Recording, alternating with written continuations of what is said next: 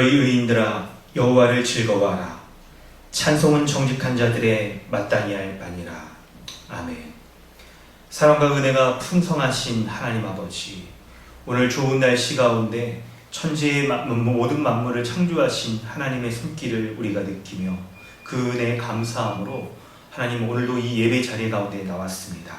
이 세상의 모든 만물을 창조하시며 다스리시는 그 하나님께서 특별히 이 주일을 거룩하게 구별하여 하나님의 영광을, 하나님의 은혜를 찬양하며 예배하게 하셨사오니 우리에게 주의 성령을 충만케 하여 주셔서 우리의 전심으로 하나님을 기뻐하고 우리의 온 마음으로 우리 구주 예수 그리스도의 은혜에 감사하는 온전한 예배 될 수 있도록 은혜 더하여 주시옵소서. 감사드리며 예수님의 이름으로 기도드립니다. 아멘. 찬송가 29장 함께 찬양하겠습니다. 우리 함께 찬송가 29장입니다. 성도여 다 함께 할렐루야 아멘.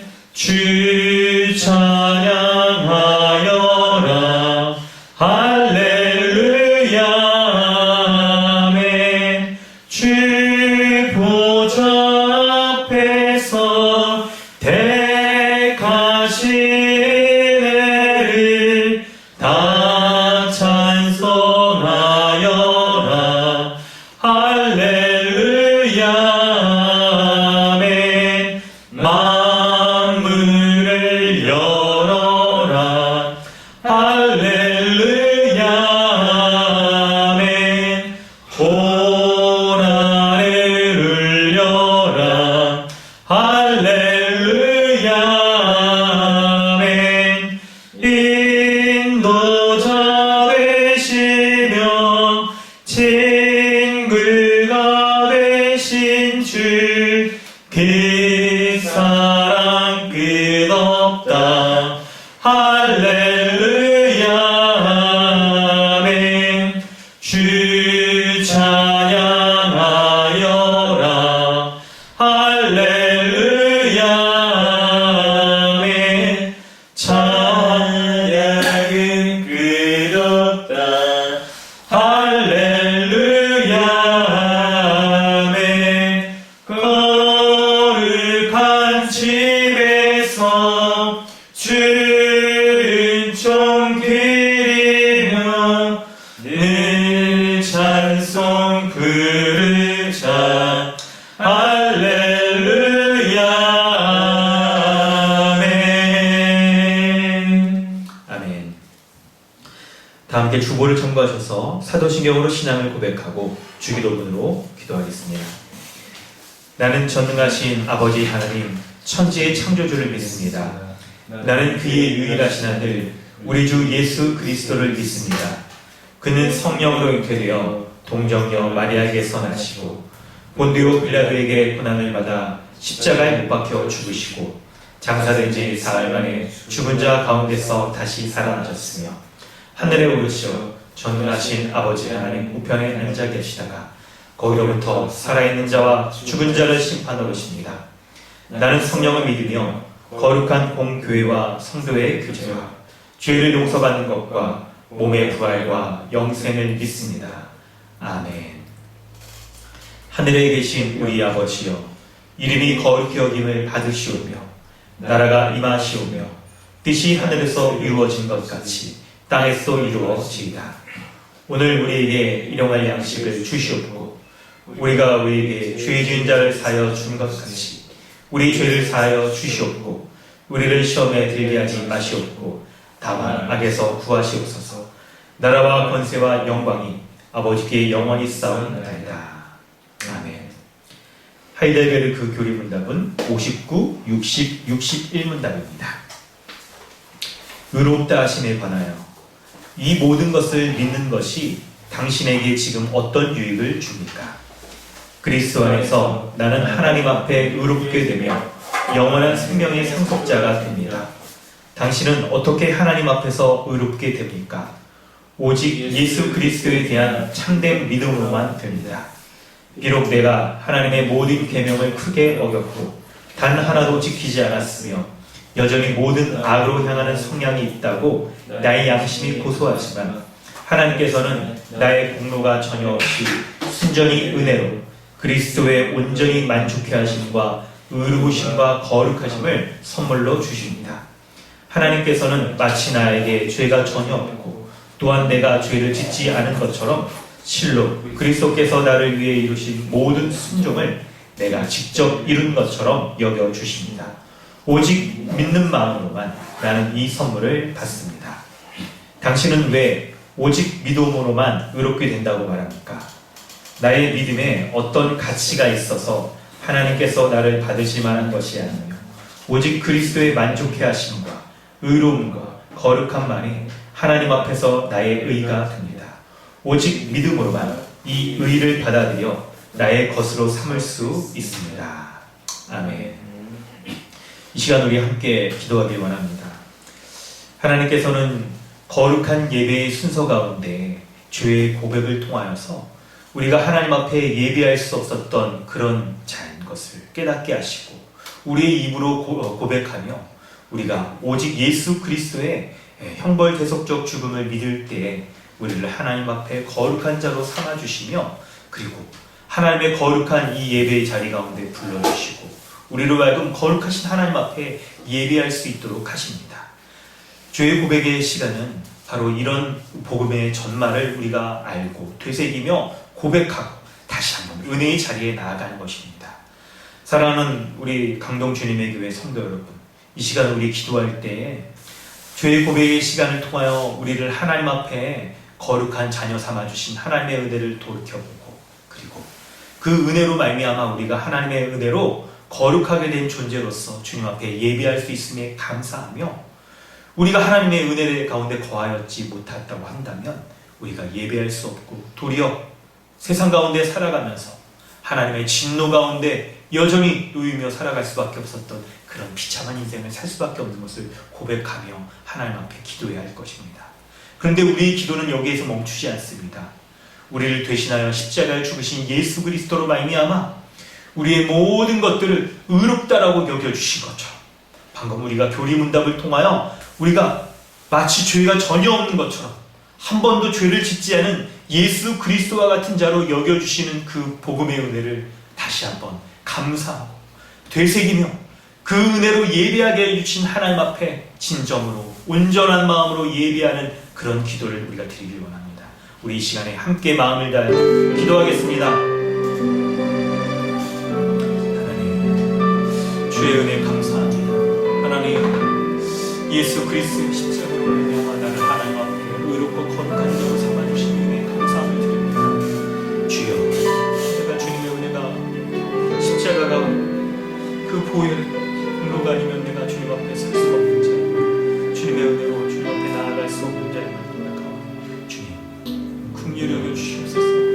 주여, 이렇게 하나님 긍휼히 여겨주셔서 예수 그리스도를 하시고 그 복음의 은혜를 믿어 주님 앞에 거하게 하시고 그 복음으로 말미암아 하나님 앞에 이렇게 서게 하여 주신 것 감사드립니다. 마음을 다하여 돌이키게 하시고 마음을 다하여 은혜를 하나님 누리게 하시고 마음 다하여 하나님의 풀어주신 주님 앞에 나아가는 자 되게 하여 주시옵소서. 오 주여 함께 하여 주시옵소서. 주님 하나님 예수 십자가 그 보혈의 은혜를 그 은혜만이 나를 하나님 거룩한 자 하나님 내가 죄 가운데 하나님의 은혜로 말미암아 날마다 살아가는 자 되게 하여 주신 것 감사합니다. 하나님 아버지 주님의 은혜에 감사드립니다. 참으로 내가 어찌하여 이 복음을 전해받고 예수 그리스도를 구주라 고백하는 놀라운 이 고백들을 할 수 있었는지, 참으로 믿을 수 없는 이 복음의 소식을 인간의 상식과 그리고 세상의 메시지로는 이 복음을 거부할 수밖에 없었을 텐데 어찌하여 내가 이 복음을 듣고 믿어 예수 그리스도를 주와 그리스도로 믿는 하나님의 백성 삼아주셨든지 참으로 이것은 너무나도 신기할 뿐이고 전적인 하나님의 은혜인 것을 고백합니다. 이렇게 예배할 수 있었던 것도 그리고 예배를 통하여 내가 가지고 있는 내 삶의 모든 것들이 주님으로 인하여서 기쁨이 되고 주님으로 인하여서 참된 의미를 갖게 된 것을 하나님 내가 어찌 이것을 깨닫고 주님 이렇게 예배 자리에 나와 하나님 앞에 예배할 수 있었는지 이 모든 것이 하나님께서 위로부터 공급하여 주시는 은혜로 말미암는 것이며 참 기적과 같은 것이 아니라고 이렇게 고백할 수밖에 없습니다. 주여 은혜 베풀어 주셔서 예수 십자가의 복음을 믿게 하여 주셨사오니 이제 내가 살아갈 때에도 복음으로 살게 하여 주시옵소서. 하나님 앞에 거룩하고 의인으로서 날마다 살게 하여 주시고 하늘의 능력을 덧입혀 주시는 그 능력을 덧입어서 날마다 살아가는 주님의 거룩한 백성, 하나님 나라의 백성으로서 온전히 살아갈 수 있도록 주님 붙잡아 주시옵소서. 오늘 이렇게 예배의 자리 가운데 불러주신 것 감사드립니다. 이것이 전적인 하나님의 은혜인 것을 고백하오니 예배할 때 주의 말씀에 귀 기울이고 주의 말씀에 순종하며 말씀을 쫓아 살아가고자 하는 의지와 마음과 마음의 결단이 온전히 일어나도록 주의 성령께서 역사하여 주시옵소서. 감사드리며 예수님의 이름으로 기도드립니다. 아멘. 찬송가 134장 찬양하신 후에 신수진 자매님 기도해 주십니다.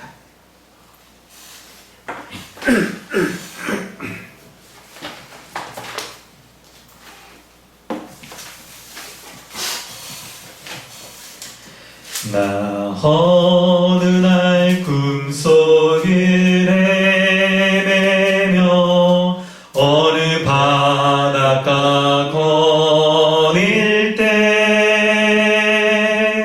그 갈릴리 오신이 따르는 많은 무리를 보았네. 네, 우리 다시 좀 음을 잡아서 우리 찬양하도록 하겠습니다.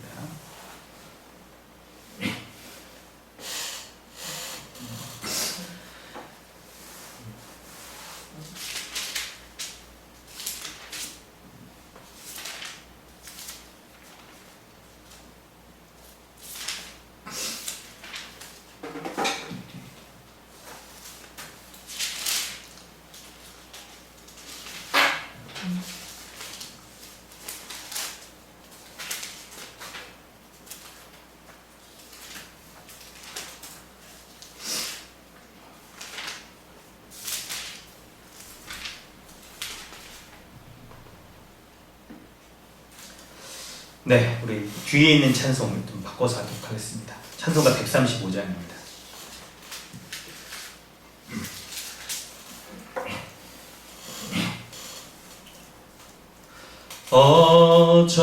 어저께나 오늘이나 어느 때든지 영원토록 변함없는 거룩한 말씀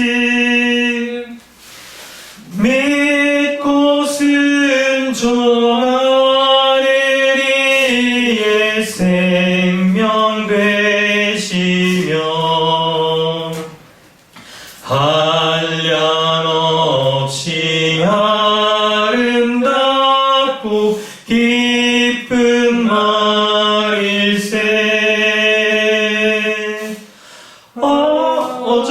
어저께나 오늘이나 영원물으니 한결같은 주의 스께 찬양합니다. 세상 지나고 변할지라도 영원하신 주 예수 찬양합니다.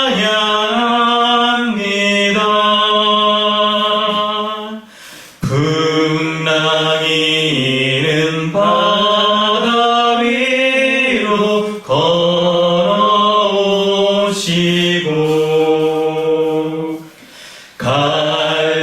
갈릴리의 험한 풍파 잔잔케 하고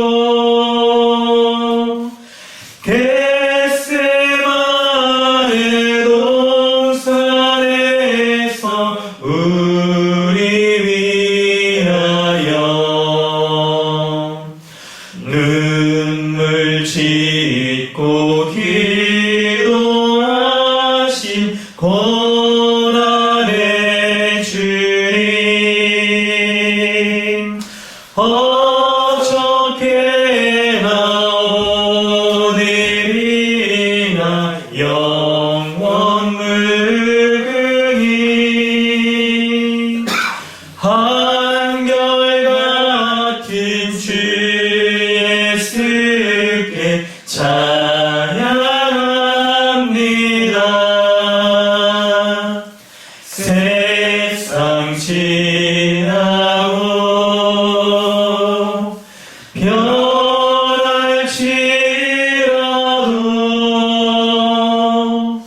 영원하신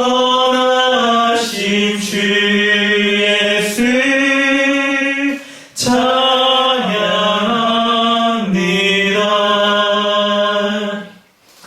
허물 많은 베드로를 용서하시고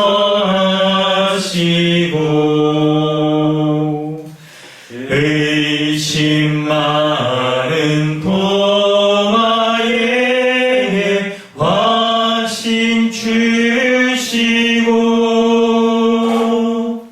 사랑하는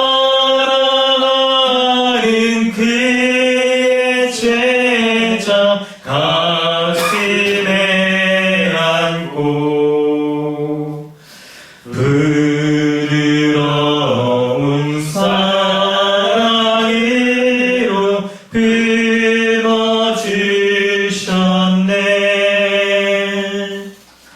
어저께나 오늘이나 영원 무궁히 한결같은 주 예수께 찬양합니다. 세상 지나고 변할지라도 영원하신 주 예수 찬양합니다.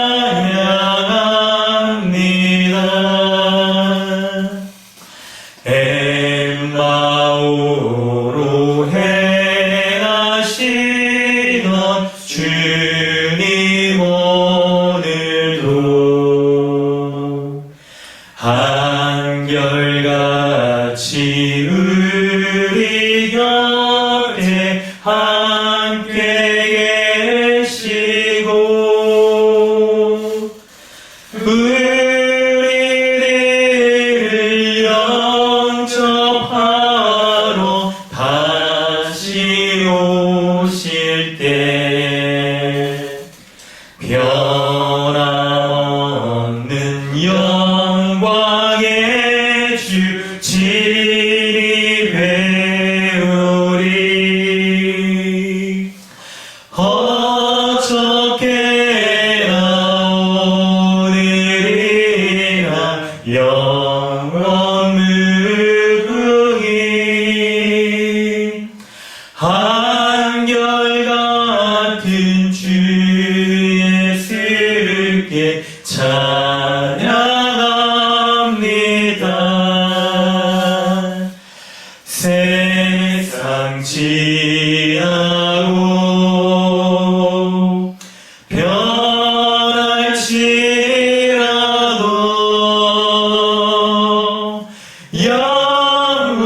영원하신 주 예수 찬양합니다.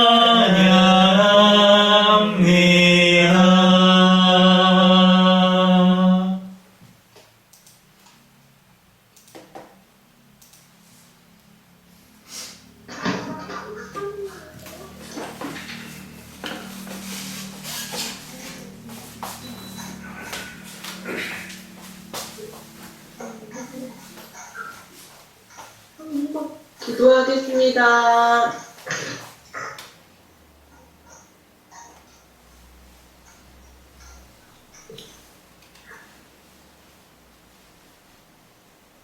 안녕.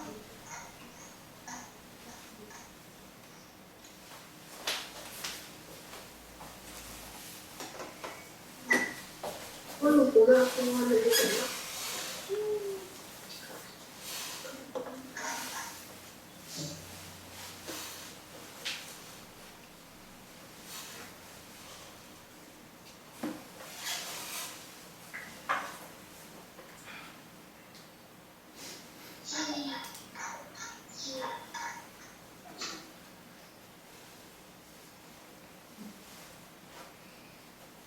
살아계신 하나님 아버지, 지난 한 주간도 주님의 은혜 가운데 지켜주시고 거룩한 주일을 맞아 하나님께 예배드릴 수 있도록 은혜 베풀어 주셔서 감사합니다.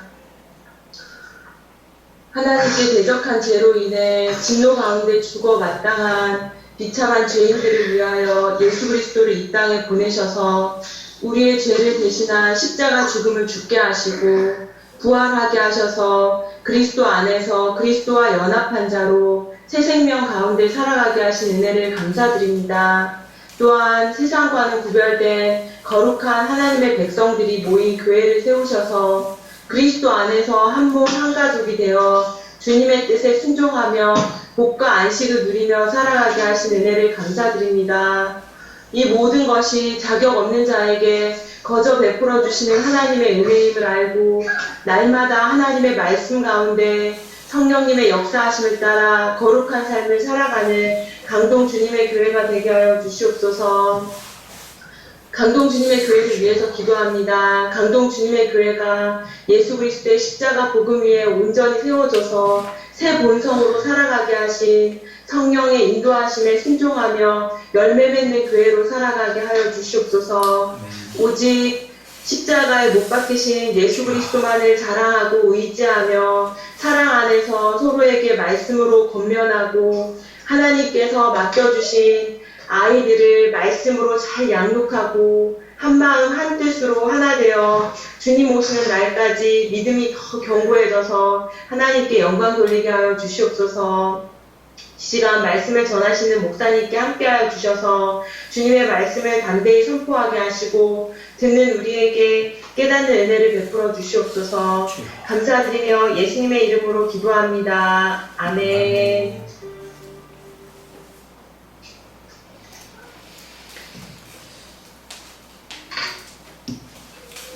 하나님께서 오늘 우리에게 주시는 말씀은 누가복음 9장 1절로 9절까지 말씀입니다.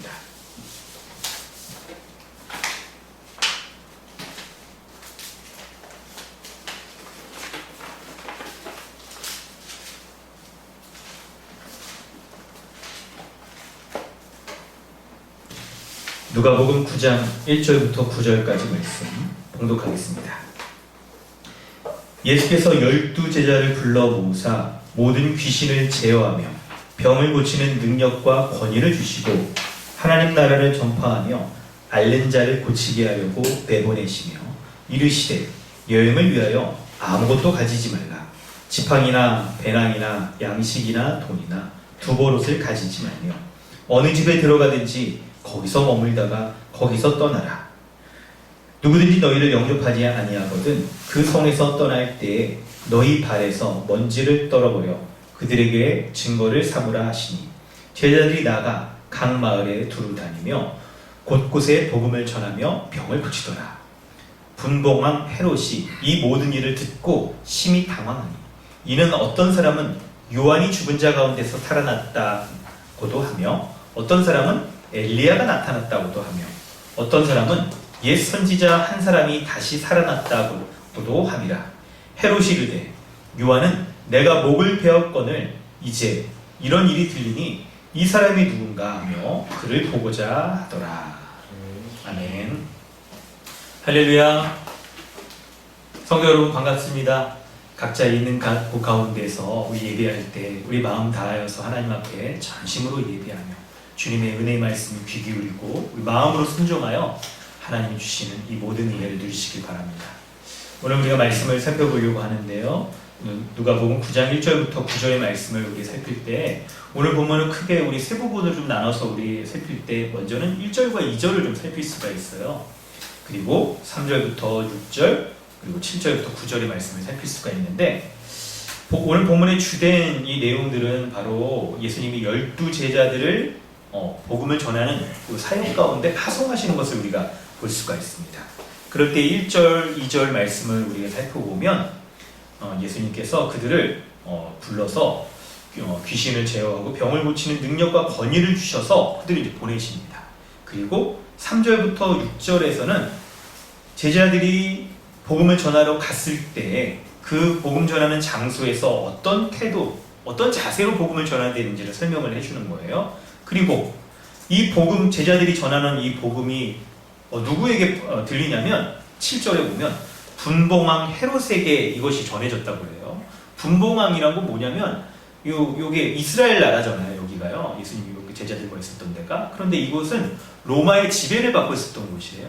그래서 로마 황제가 이제 모든 것을 관할하고 있었는데 각각의 식민지, 그 지역을 관할하는 이제 통치자를 이제 분봉왕이라고 말하는 겁니다. 헤롯이 다스리고 있었어요.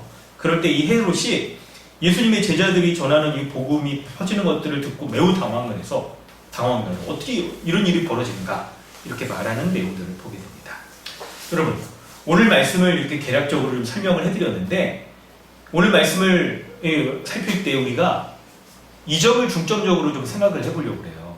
뭐냐면 여러분 이런 점들을 여러분 생각해 보신 적이 있으세요? 우리가 여러분 이 세상을 살아가는 이유가 뭘까? 이것을 생각해 보는 거예요. 왜 세상과 동떨어져서 우리가 살아가지 않고 예를 들면 여러분 이렇게 산이나 이런 데 혼자 이렇게 떨어져서 아니면 섬 같은 데 혼자 떨어져서 살지 않고 세상 속에서 우리가 살아가고 있는가를 생각을 해보는 겁니다. 그럴 때 1절과 2절 말씀을 보면 그 이유들을 우리가 알 수가 있어요. 예수님이 12제자를 부릅니다. 그들을 불러서 어떻게 하시냐면 섬 같은 데 동떨어져서 생활하도록 하는 것이 아니고 그들을 세상 가운데로 보내시는 거예요. 세상의 사람들 가운데로 이들을 보내셔서 어떻게 하시냐? 바로 예수님은 모든 귀신을 제어하며 병을 고치는 능력과 권위를 그들에게 주십니다. 그래서 예수님이 제자들에게 이 모든 능력을 주셔서 그들을 세상에 보내시는 목적이 있어요. 바로 뭡니까? 주님의 능력과 권위를 가지고 사탄의 권세 아래 살아가고 있는 자들, 곧 죄의 노예로서 살아가고 있는 이런 고통당하고 있는 사람들을 건져내요. 하나님 나라 복음을 전하여 그들을 건져내어 하나님 나라의 백성 삼도록, 구원받는 백성 삼도록 하는 목적으로 이들을 보내시는 거예요. 그런데 성도 여러분, 이걸 좀 아시고 계세요? 제자들에게 예수님이 지금 명령하시고 부탁하시는 이 사역은 본래 예수님이 하시던 사역이었어요. 예수님이 본래 하시던 사역이었는데 그것을 제자들에게 지금 맡기고 있는 거예요. 여러분, 오늘 누가복음 9장을 살필 때 우리가 이 지점을 좀 잘 이해할 필요가 있습니다. 예수님이 본래 하시던 사역을 우리에게 맡기시는 그 의미가 오늘 본문에서 이게 사실 요 1절에 귀신을 제어하며 병을 고치는 능력과 권위를 주신다 라는 것 가운데 짧게 기록되어 있는데 이 의미가 이게 담겨져 있는 거예요. 근데 우리가 이 의미를 좀 보다 풍성하게 좀 잘 알고자 여러분 예수님이 어떤 사역을 행하셨는지를 우리가 살펴보려고 하는 거예요. 그럴 때 여러분 누가복음을 우리가 8장까지 살폈는데 좀 8장까지의 이 특색들이 있었어요. 8장까지의 요 누가복음의 사건을요 크게 우리가 한 두 부분으로 나온다면 어떻게 좀 나누면 좋을까요? 좀 몇 가지 기준으로 여러분 나눌 수도 있겠는데 지리적인 기준을 가지고 살핀다고 한다면 여러분 어떻게 좀 나눌 수가 있냐면 예수님이 공생의 사역을 활동을 하시는데 그런데 예수님의 사역이 이제 4장부터 1장부터 3장은 예수님의 탄생을 얘기를 합니다. 그리고 예수님이 하나님 나라의 왕으로서 탄생하셨다는 걸 말하죠. 4장부터 예수님이 활동하실 때 그 장소가 갈릴리 지역이었어요. 갈릴리 지역. 그리고 여러분 우리가 지난번부터 좀 살펴봤던 8장 22절에 갈릴리 호수 바다를 건너가서 거라사 지방으로 건너가면 이방 지역이 되는 거예요. 갈릴리 맞은편 지역. 그래서 크게 두 분으로 본다면 예수님의 사역은 갈릴리를 중심으로 한 요 유대 중심적인 사역에서 이방 지역, 거라사 지역의 사역을 한 다음에 그리고 바로 9장에 12제자를 파송하게 되는 거예요. 여러분 요 점이 굉장히 의미가 있는 부분이에요. 이걸 우리가 좀 잘 살필 필요가 있어요. 여러분 혹시 기억나시나요? 제가 이거를 좀 말씀을 드린 적이 있었는데 이게 어떤 의미가 있는지를 말씀드린 적이 있었는데 기억나시는 분 있으세요? 없으세요 혹시? 이게 어떤 의미가 있는지 사도행전 1장인가 여러분 그 얘기를 말씀드리면서 이게 어떤 의미를 갖고 있는지를 말씀드린 적이 있는데 기억 혹시 나세요? 잘 안 나시죠? 아유, 감사합니다.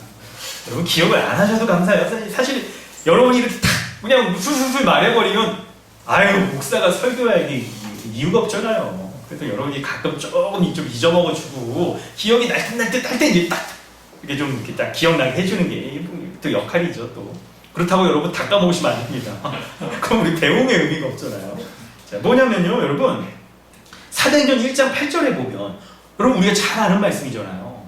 예수님이 40일 동안 부활하신 다음에 40일 동안 제자들에게 복음을 전하신 다음에 제자들에게 명령하세요. 오직 성령이 너희에게 임하시면 너희가 권능을 받고 예루살렘과 온 유대와 사마리아와 땅끝까지 이르러 내 증인이 되리라라고 말씀하시는 거예요.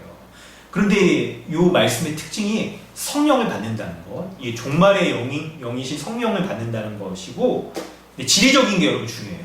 뭡니까? 예루살렘과 온 유대와 사마리아와 땅끝까지 이르러 지리가 이렇게 확산되는 것을 여러분 보게 되는 거잖아요.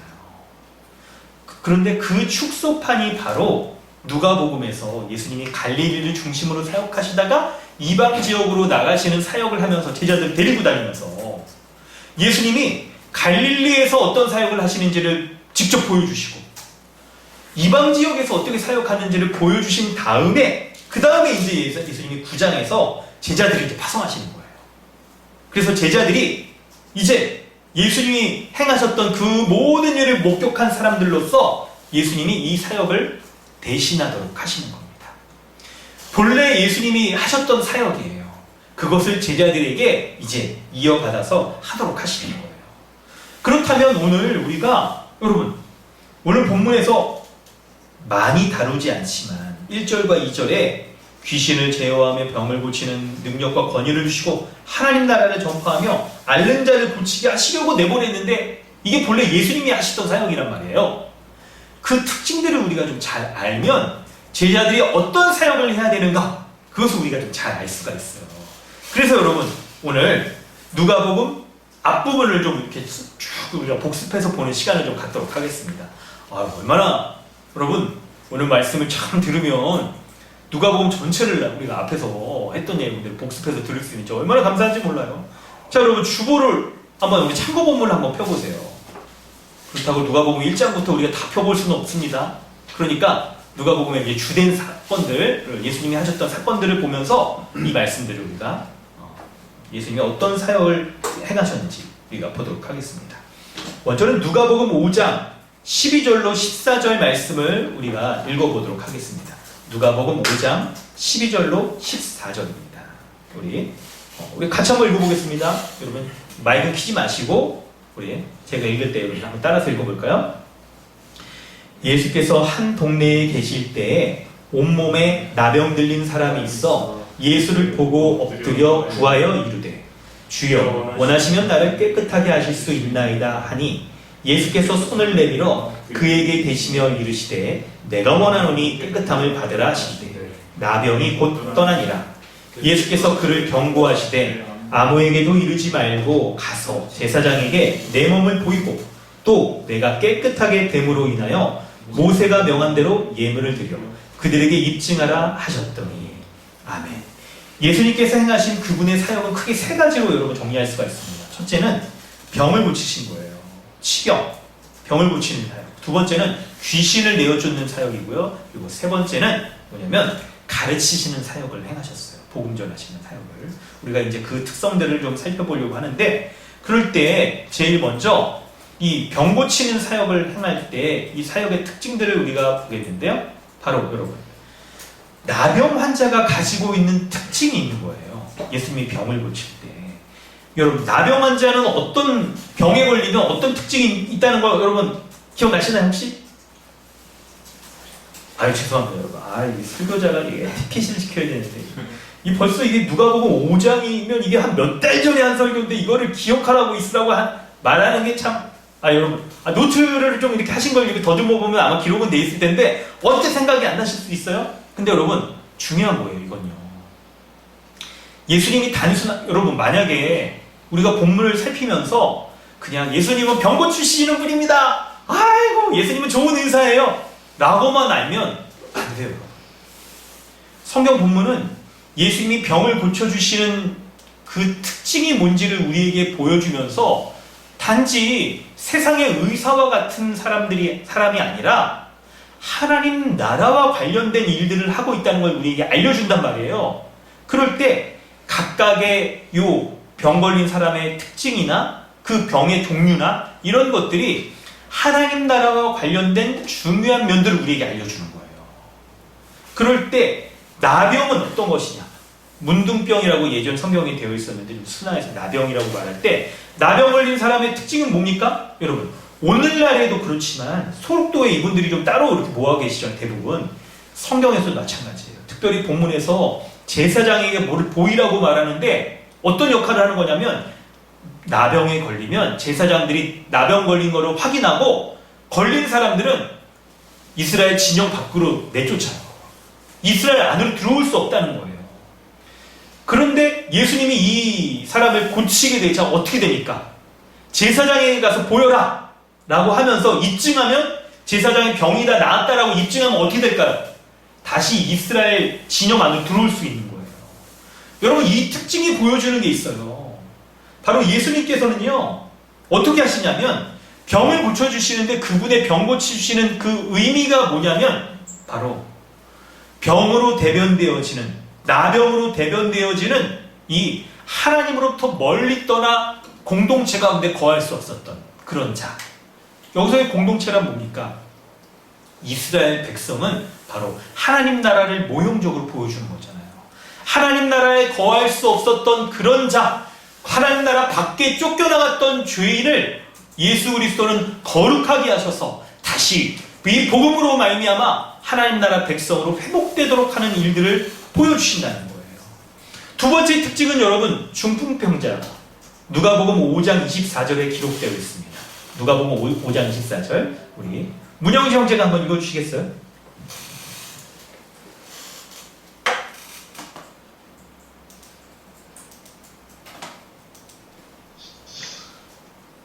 그러나 인자가 땅에서 죄를 사하는 권세가 있는 줄을 너희로 알게 하리라 하시고 중풍병자에게 말씀하시되 내가 내게 이르노니 일어나 내 침상을 가지고 집으로 가라 하시네. 네, 누가복음 5장 24절에서는 역시 여러분 병 걸린 사람의 모습이 나오는데 중풍병자의 특징이 뭔지를 여러분 잘 아실 필요가 있어요. 중풍병자는 어떤 사람입니까? 중풍병에 걸리면 여러분 이게 사지가 마비되잖아요. 게다가 오늘 본문에 보면 이 중풍병자가 여러분 왜 여러분 이 4명의 친구들이 침상을 메고 가서 지붕을 뜯어가지고 줄에 달아 내리면서 예수님께 데려가잖아요. 그럴 때 여러분 우리는 이 본문을 주일학교 때 여러분 설교 들으신 적 있나요? 그럴 때 약간 본문의 핀트가 좀 이게 되면 잘못되면 중풍병자의 우정, 중풍병자의 믿음, 친구들의 믿음, 친구들이 이렇게 대신 데리고 가서 이렇게 딱 예수님 앞에 구원받게 해야 된다. 약간 여러분 이렇게만 얘기할 수 있는데 좋아요 여러분. 뭐 우정 중요합니다. 근데 여러분 본문의 핵심 포인트는 어디에 있냐면 중풍병자의 특징은 스스로 여기 본문에서도 보여주잖아요. 스스로 하나님 나라에 나아갈 수 없는 그런 죄인의 특징을 보여주는 거예요. 중풍병자가 움직일 수가 없잖아요. 그래서 왜 친구들이 데려가냐면 스스로 하나님 나라에 나아갈 수 없는 자의 이 죄인의 특징을 보여주는 건데 그런 자가 어떻게 고침받게 됩니까? 바로 예수 그리스도가 베풀어 주시는 그분의 값없이 주는 은혜로 말미암아 하나님 나라에 나아갈 수 있다는 것을 보여주시는 거예요. 그래서 예수님께서는 이 나병 환자와 중풍병자의 이 병을 고쳐주시는 것을 통해 예수님은 부정한 자를 거룩하게 하셨어. 어떻게 해요?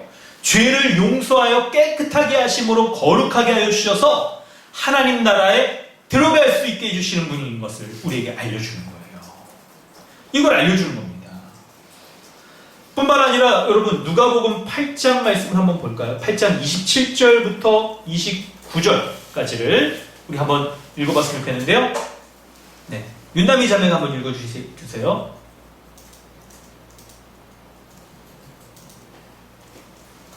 예수께서 육지에 내리시네 그 도시 사람으로서 귀신 들린 자 하나가 예수를 만나니 그 사람은 오래 옷을 입지 아니하며 집에 거하지도 아니하고 무덤 사이에 거하는 자라. 예수를 보고 부르짖으며 그 앞에 엎드려 큰 소리로 불러 이르되 지극히 높으신 하나님의 아들 예수여 당신이 나와 무슨 상관이 있나이까. 당신께 구하노니 나를 괴롭게 하지 마옵소서 하니 이는 예수께서 이미 더러운 귀신을 명하사 그 사람에게서 나오라 하셨습니다. 귀신이 가끔 그 사람을 붙잡음으로 그를 쇠사슬과 고랑에 매어 지켰을 그 맨 것을 끊고 귀신에게 몰려 광야로 나아갔더라. 아멘. 누가복음 8장 27절 이하에 보면 여러분 군대에 귀신 들린 이 사람이 있어요. 예수님께서 이 군대에 귀신 들린 사람을 깨끗하게 해주시는 거예요. 그 귀신을 내어 쫓으시는 거예요. 여러분 그때 이 그냥 귀신이라고 해도 참 의미가 살겠는데 왜 군대 귀신이라고 이렇게 딱 얘기를 하냐면 여러분 그러니까 이 사람 안에 귀신이 정말 힘이 센 이런 귀신이 들어있는 거죠. 여러분 이게 보여주는 하나님 나라의 특징이 뭡니까? 바로 하나님 나라에 들어가지 못하는 죄인이 이 귀신의 지배 아래 살아가고 있는데 이 세상 가운데 귀신의 지배 가운데 살아가는데 그 지배가 군대라고 불려질 만큼 강력한 힘에 의해서 묶여있고 지배를 받아 살아가고 있는 죄인들의 특징을 보여주는 거예요. 그런데 예수께서는 바로 이런 강력한 힘에 의해 지배받아 도저히 그것으로부터 스스로는 벗어날 수 없는 자, 이런 자를 주님의 권능으로 구원하여 구출하여 주셔서 하나님 나라 백성으로 삼게 하여 주시는 놀라운 은혜를 베풀어 주신다는 거예요. 여러분 지금 우리는 본문을 세 가지를 살펴봤습니다. 만약에 우리가 이런 각각의 특징들을 우리가 이렇게 알지 못한다고 한다면 단지 예수님은 좋은 분? 나에게 날 그냥 선하게 대해주시는 분? 아니면 그냥 병을 고쳐주시는 분? 이런 정도로만 여러분 우리는 알게 돼요. 이런 거 아는 것도 여러분 참 귀한 거지만 그런데 여러분 신앙생활의 연차가 이렇게 쭉 되시잖아요. 예수님이 어떤 분이신지 정확하고 풍성하게 좀 알아야 됩니다. 그것이 우리로 하여금 예수님에 대해서 아는 것만큼 우리 자신이 어떤 자인지 우리가 어떤 은혜를 받았는지를 알 수 있을 뿐만 아니라 우리가 하나님 나라에 들어가서 누리게 되는 이 복됨이 무엇인지를 더욱더 풍성하게 누리며 살아갈 수 있게 되는 거예요. 여러분 예수님은 누구십니까? 그분은 하나님 나라의 권세를 가지고 계신 분으로서 모든 질병과 귀신, 군대라고 불려지는 강력한 이런 귀신을 내어 쫓으심으로 하나님 나라의 백성 삼아주시는 거룩하신 분인 거예요. 여러분 이것을 우리는 믿고 있는 것입니다. 그런데 예수님은 어떤 분인지에 대해서 또 말씀하고 있는 게 있는데 누가복음 8장 9절부터 11절까지 말씀을 보는데요.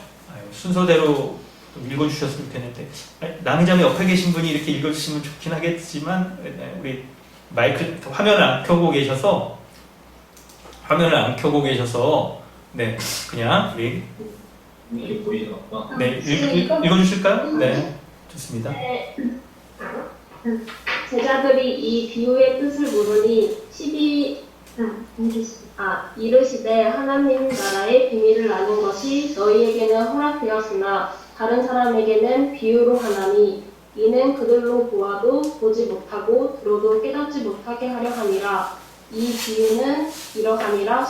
씨는 하나님의 말씀이요. 아멘. 아멘.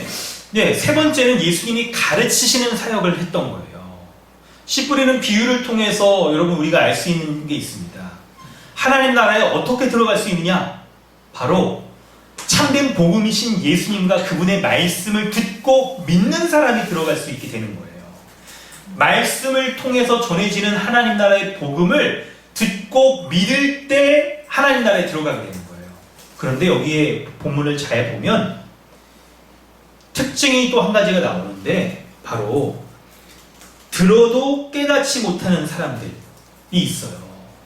허락된 사람들에게는 예수님이 비유로 말씀하시는 것이 두 가지의 목적인데 허락된 사람에게는 이 비유의 의미를 알고 믿어 하나님 나라에 들어가게 되지만 그러나 반대로 말씀을 거부하는 자들에게는 그 말씀을 들으나 세상의 염려와 이 욕심을 가지고 말씀을 더 이상 붙잡지 않는 자들에게는 이 말씀을 말씀이 거절될 수 있다는 것을 우리에게 말씀하고 있는 거예요. 자, 여러분, 그럴 때 이것이 보여주는 의미가 있습니다. 우리에게 알려주는 의미가 있는 거예요. 말씀이란 무엇인지를 우리가 잘 생각할 필요가 있는 거예요. 특별히 말씀이 공적으로 전달되어지는, 하나님의 말씀이 전달되어지는 가장 공적인 형태인 주일 설교, 주일 예배 가운데 설교, 이것이 무엇이 어떤 의미가 있는지를 우리가 잘 알 필요가 있는 거예요. 그 의미는 뭡니까? 여러분, 우리는 지금 예배 가운데 이렇게 말씀을 듣고 있습니다. 저도 제가 이제 말씀의 통로로 지금 설교자로서 이렇게 말을 하고 있죠? 그런데 여러분, 이거 약간 그냥 단순하게 생각하면, 이거 뭡니까? 그냥 이렇게 설교 원고에 이 흰바탕에 그냥 검은 거 이렇게 잉크 있는 거 그냥 읽는 거 정도? 그냥 말하는 거 정도에 불과한 거잖아요. 말씀 자체로 놓고 보면 이게 별거 아닌 것처럼 보이는 거예요. 이게 무슨 능력이 있는가? 이게 무슨 능력이 있어서 이게 말해지고 들려진다라고 해서 이게 사람이 하나님 나라에 들어가게 되는 이 일들이 벌어질 수 있게 되는가? 라고 생각할 수 있게 돼요. 말씀이라는 형태, 말로 전달되는 이 형태가 사람의 생각으로 보기엔 별거 아닌 것처럼 여겨지는 거예요. 아니, 오히려 하나님 나라에 들어갈 수 있게 되는 거, 이런 거 있잖아요. 뭔가 좀 신비적인, 막 대단한 게 눈앞에서 이렇게 벌어지고 이러면, 우와, 내가 막 감탄해가지고 믿어야지 해가지고 딱 이거 믿을 수 있게 될 것 같아. 막 눈앞에서 이렇게 진짜 안증맹이가 일어난다거나, 눈앞에서 그냥 번개가 그냥 안 믿는 사람이 있으면 지금도 약간 이게 좀 마음이 좀 삐딱하고 이런 사람에게 그냥 번개가 내려쳐가지고 이게 감전을 당한다든지 이러면 이거 놀라운 주님의 역사구나 이러면서 그냥 정신 차려야지 이럴 거라고 우리는 쉽게 생각할 수 있어요. 이런 것들은 우리 눈에 너무나도 분명하게 보여지기 때문에 이런 것들이 우리의 마음을 바꾸어 놓고 이런 것들로 인하여 하나님 나라에 들어가게 되는 일들이 벌어질 거라고 생각할 수가 있을 거예요. 그런데 하나님 나라에 씨 뿌리는 비유가 우리에게 보여주는 것은 무엇이냐면 별거 아닌 것처럼 여겨지는 이 말씀 자체가 얼마나 대단한 능력이 있는지를 보여주는 거예요. 그래서 말씀이신 예수 그리스도, 그분을 붙잡으면, 그분의 말씀을 들으면, 듣고 믿으면 구원받게 되는 일들이 벌어지고, 이것이 믿음으로 주님의 앞에 나아가는 자, 믿음으로 이 말씀을 붙잡는 자에게는 일어나는 놀라운 현상인 거예요. 눈에 보이는 것만큼이나 너무나도 분명하게 일어나는 일들이라는 거예요. 그런데 말로서 전달되어지는, 지금 설교로서 전달되어지는 이것의 귀함을 우리가 알지 못하고 흘려가고 이렇게 탁 듣는다거나, 아니면 마음으로 이렇게 탁 이렇게 담아두고 이 말씀을 붙잡으려고 하는 이런 모습이 없는 자에게는 이 말씀이 별거 아닌 것처럼 이렇게 역사된다는 거예요. 이것을 이런 말씀의 능력을 보여주는 것이 바로 겨자씨 비유의 내용인 거예요.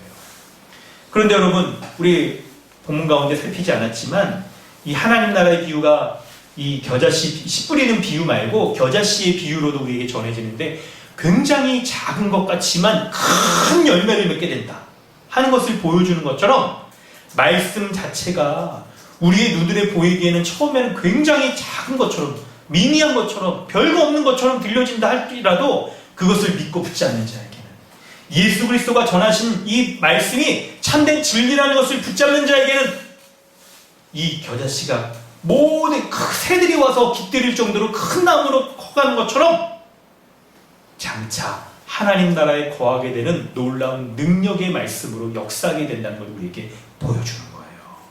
여러분, 지금까지 우리는 예수님께서 병을 고치시고 귀신을 내어쫓으시고 말씀을 전하시는 그분의 사역을 행하신 것들을 보게 되었습니다. 이런 일들을 예수님이 행하신 거예요.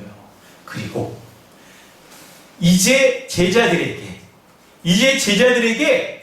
예수님께서 하셨던 그분의 사역을 이어받아서 그분의 병 고치고 귀신을 내어쫓고 말씀을 가르치는 이 사역을 이어받아 행하도록 이제 세상 가운데 보내시는 겁니다. 여러분, 이것을 믿으십니까? 시간이 어느덧 많이 지났지만 이제 설교가 시작되려고 하는 겁니다, 여러분. 본문의 전문맥이 이제 이렇게 됐다는 거예요. 본문의 전문맥이. 여러분.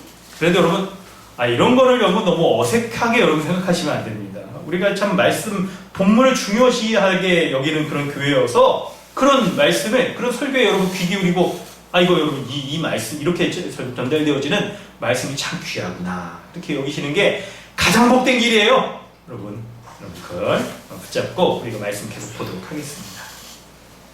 여러분, 이렇게 예수님의 사역을 우리가 봤다면 1절에 예수님이 제자들에게 모든 귀신을 제어하며 병을 고치는 능력과 권위를 주신다. 주님은 능력 가운데 제자들에게 복음을 전하게 하셨어요. 그리고 주님은 제자들에게 권위를 주셔서 복음을 전하게 하신 거예요. 그럴 때 여러분, 제자들이 예수님께 부여받은 이 능력과 권위는 무엇으로 그들에게 주어지게 될까요? 제자들이 이제 복음을 전하러 나갈 때 그들이 사람들 앞에 딱 행할 때 그 능력과 권위가 어떤 방식으로 드러날까요? 무엇이 그들에게 능력이며 무엇이 그들에게 권위가 될까요? 두 가지를 얘기하겠습니다. 첫째는 바로 복음 자체의 능력이에요. 그리고 두 번째는 복음 전도자 제자들에게 주어지는 능력인 거예요. 능력과 권위인 거예요. 복음 자체가 능력이 있는 겁니다. 여러분, 예수님은 십자가에 죽으시고 부활하셔 승천하심으로 하나님 나라의 왕으로서 모든 만물을 다스리시는, 권능으로 다스리시는 능력의 분이시잖아요. 그 권능의 주님께서 제자들에게 능력을 주심으로 제자들이 이제 나아가서 제자들이 행하는 일들, 제자들이 전하는 그 말씀을 듣는 자들을 사로잡아 사단의 종노릇 하던 자들을 건져내어 하나님 나라의 백성으로서 삼고, 그들이 하나님 나라 그 제자들의 사역을 보는 자들, 듣는 자들에게 복음을 믿고 하나님 나라의 의의 열매가 맺어지게 하도록 하는 것들이 바로 복음 자체가 가지고 있는 능력인 거예요. 여러분, 전도의 경험이 있으십니까? 혹시 여러분 예수님의 이 십자가의 복음을 전하신 그런 경험이 있으세요? 시간이 짧든 길든, 아니면 한 번의 경험이든 아니면 여러 번의 경험이 있든 간에, 지역적인 것도 여부도 물론이겠죠. 그렇다 하더라도 여러분, 우리에게 이런 차이가 있더라도 복음을 전한 경험이 있을 때 우리는 여러분 이런 능력을 경험하게 돼요. 어떤 사람에게 이렇게 권면했는데 어떤 사람이 내가 예수님에 대해서 이렇게 막 이렇게 성경책이 펴놓고 막 이렇게 주저주저를 막 이렇게 조리 있게 능력 이렇게 막 이렇게 다 논리적으로 뭔가를 설명하고 푸성이 감동적으로 전하지 않았음에도 불구하고 듣는 사람이 그렇구나, 나 믿고 싶은 마음이 생긴다라고 하는 그런 경험이 혹시 있으세요? 여러분, 그때 그 일들이, 그 결과들이 어떻게 해서 생겨나게 됐을까요? 내가 말하는 말빨이 좋아서, 스토리말, 설득력이 있어서 말 잘해요. 그래서 여러분 사람이 이렇게 마음의 변화가 있었을까요? 그런 부분이 아니라고 한다면 무엇일까요? 혹시 여러분 중에 화면으로 지금 여러분을 뵈다 보니까 우리는 이런 점들을 생각할 수밖에 없어요. 바로 뭐냐면 그 사람 얼굴을 보는 것만으로도 설득이 돼. 얼굴이 무시해. 이런 사람이 있잖아요. 그래서 그냥 얼굴을 대놓고 보는 것만으로도 네가 말하는 건 뭐든지 다 믿고 싶어. 막 이런 거 있죠. 이런 사람이어서 우리가 누군가에게 딱 복음을 전했을 때 그 사람이 우와 아멘입니다. 몇 마디 하지도 않았는데 그런 걸까요?